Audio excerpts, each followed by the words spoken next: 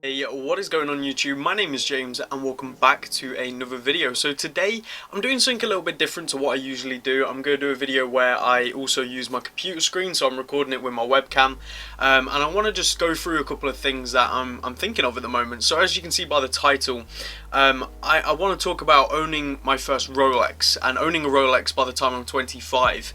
But before we get into that, I just want to say my hair, there's nothing in my hair right now because I'm going for a haircut literally in a little while. And also today's my last day in Leicester, so the time you're watching this, I'm not too sure when I'm going to put this video out. But I will probably no longer be living here. Like, I literally moved tomorrow and I moved to Wickham, and I'll do a whole video in my new place. Probably with Nadine as well, just explaining the situation, what's happened, because I no longer work for Watch Station either. There's just a whole lot going on in my life right now, and don't forget to check out my Instagram. I talk a lot about it on there, so definitely go check that out. And also there's loads of watch pictures, so it's a win-win really. But yeah, today I want to talk about owning a Rolex by the time I'm 25. It's just something I've been really thinking about, and I love Rolex. I love Rolex as a brand, and I think what they do is great. I think their prices are extremely high, but obviously that's warranted to a certain level by the brand prestige and everything they've built up. Now, what does it mean to own a Rolex to me personally? To me, it means you've made a certain level of success. Either that, or it's been passed down, or you've hit like a certain milestone in your career. Which is kind of why I want to own a Rolex by the time I'm 25, and it's kind of a reflection of where I want to be when I'm 25. I want to be at least climbing the ladder to success on where I actually want to be in my life, and that involves watches anyway. So I'm hoping to have a wide experience with Rolex before then, you know, with reviews on the channel, maybe with selling a few. So I definitely hope to have that experience with Rolex before the time I'm 25, but I want to own my first Rolex when I turn 25. Either that or when I hit a big career milestone, whichever comes first. I get a feeling it might be I turn 25 first before I hit a huge career milestone where I can blow out like 6 grand on a Rolex. So that's kind of my thinking behind it. And do I think I can do it? I definitely think I can do it.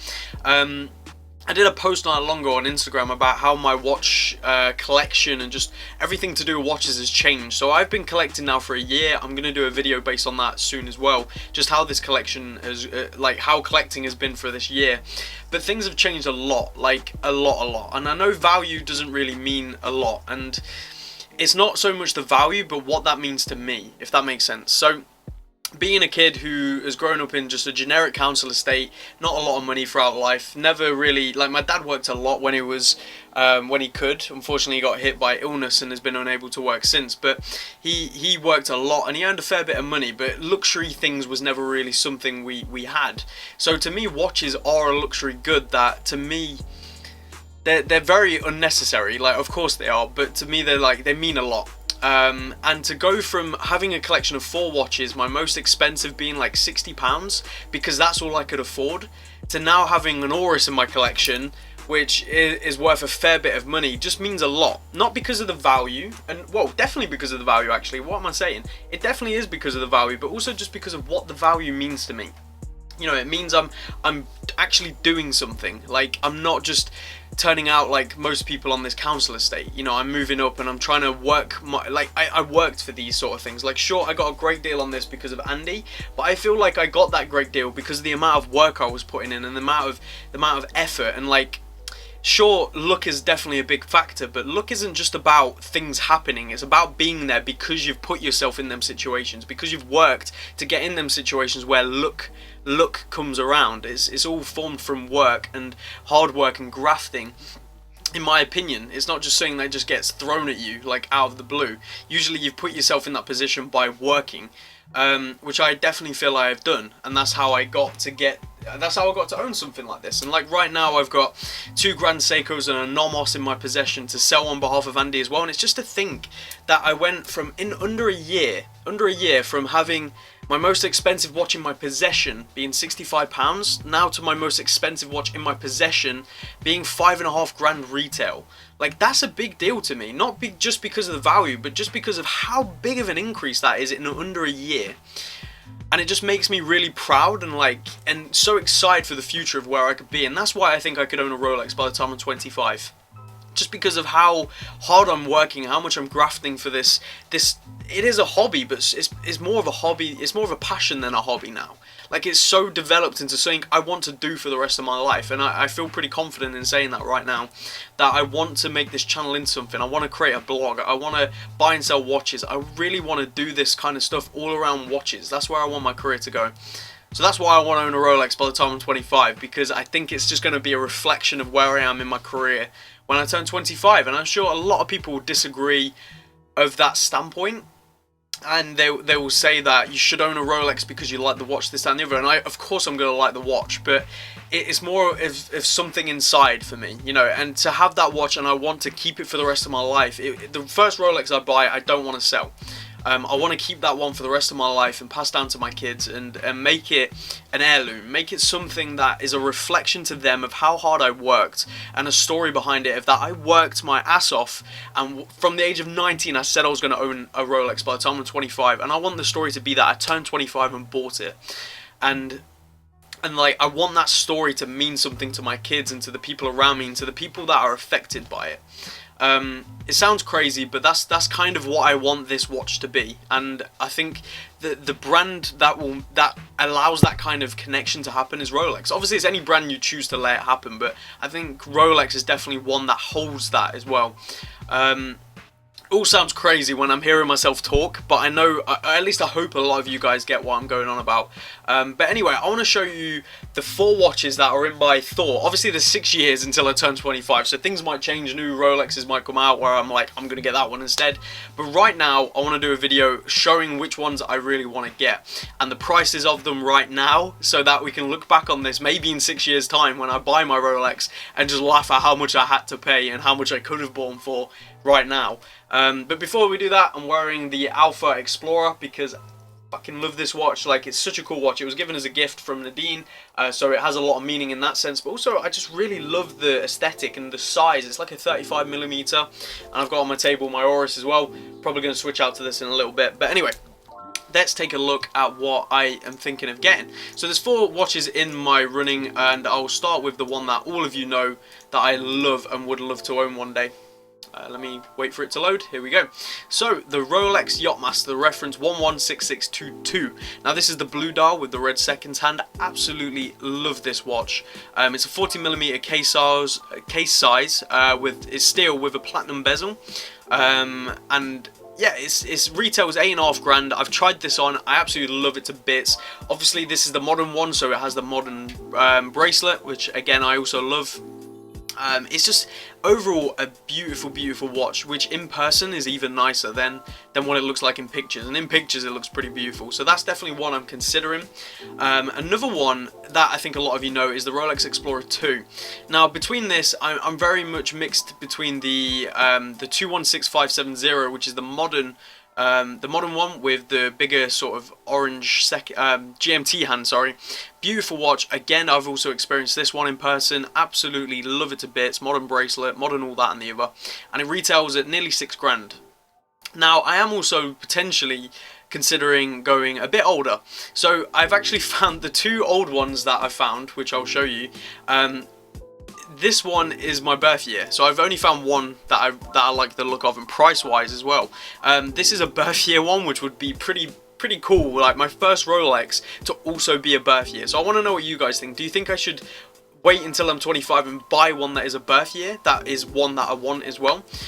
Because then it would hold more personal value as well. The only thing I'm really not keen on is the bracelets. I think they're absolutely terrible. And overall quality, like, it's not bad and it will last forever, but there's something about the new Rolexes which just speak to me. It doesn't come with box and papers, but you can get them for about 3,850, which is quite a heavy amount off retail. But then again, you are paying the price of a not so great bracelet, potential service costs, potential issues, stuff like that. And also it's got the red GMT hand rather than that really attractive orange, in my opinion, which I think the modern one looks way better. That's just me personally. The size is pretty big, but after trying it on, it definitely wears well on my wrist. Okay, the next one I'm considering, which is one that I've always liked, but I never thought I'd put in the running of a watch that I'd actually own. and that's the Explorer, just a basic Explorer. Obviously I'm wearing the Alpha Explorer right now. This definitely has swayed my opinion as well.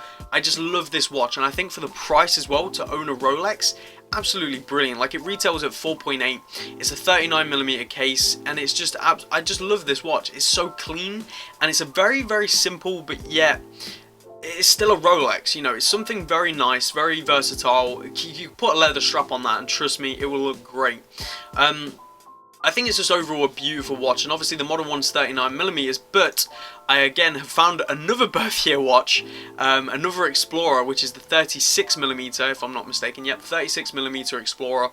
It looks in great condition. Again, no box and papers, but for 3,250. Like, that's mental. That's nearly half of retail. No, not half of retail, but still, you get my point. It's super cheap. For a Rolex, and a birth year again, I just think is a great watch, and the 36mm I'm fine with. Like, this is a 36mm. I don't mind the way this looks on my wrist. If anything, one of my favourite watches is my Eagle 7. That's a 36mm, so I really don't mind the smaller watches at all. So that's another one I'm considering. But again, the modern 139 is a beautiful size, and also the way it wears is just so nice. I absolutely love this watch. So this is another one in my consideration. Now the final one, very typical, but I love it to bits. And yes, it is a Submariner, but it's the no date Submariner, the 114060. I love this watch. I love the Submariner. I think the Submariner is a great versatile statement watch at the end of the day, but also it's a great watch. And the no date version, I think, is just far nicer than the date Submariner. My personal opinion, I think it just looks really nice. Retail 5.5, sorry. And you know, it's a Submariner. What more is there to say? And part of me swaying towards this, because this is going to be like, I turn 25, I get a Submariner. Would I look like a douchebag? Probably. But there's something about a Submariner. Like, it's that iconic watch. Like, the watch I pass down to my kids, if it's a Submariner, they'll know of it. You know what I mean? And it's just that watch that everyone will know. And I don't want to wear it for that reason. I want to wear it because I turned 25 and I feel proud that I finally own a Rolex. But the Submariner is definitely one that would tick all the boxes, so to say. So anyway, there's the 4 I'm considering. Let me know what you guys think. So it's between the Yachtmaster right here, which I absolutely love. It's what did I read? I read a comment that says it's like a Submariner designed by a gay person, and yeah, you know, after seeing it in person, I'm sure that's what it could be considered. But I think it looks beautiful. I just love how it is a Submariner, but it's just nicer, you know what I mean, in my opinion. And then there's the Explorer II, you know, a great watch with a great complication, and overall just an absolute beautiful. It's very thin as well, which is quite surprising, and I think it just looks absolutely great. The Explorer, again, another beautiful watch. Does it come in any other colours? I'm not too sure. Or does it only come in black? I think it might only come in black. The all Explorer models. I think it only comes in black. It's a shame if it only comes in black. I'd like a white or like a blue, like this. This is a blue. That'd be really cool. But anyway, so there's the Explorer, and then to finish, the Submariner. So let me know what you guys think. Leave it down in the comments. Let me know if you've got a goal like that. When you turn X age, you want to own X watch, and why? Let me know why. And if maybe you're around my age, because I know there's a few of you in the community, do you have the same sort of opinion of Rolex? Do you want to own one because of what it means, like inside, or do you want to own one just to flash it off? Like, what are your reasons? And if you own a Rolex, when did you get it, and why did you get it? So thank you all very much for watching. I can't wait to see your comments. This is something I'm quite passionate about. So I'll see you in the next video. Take care and peace out.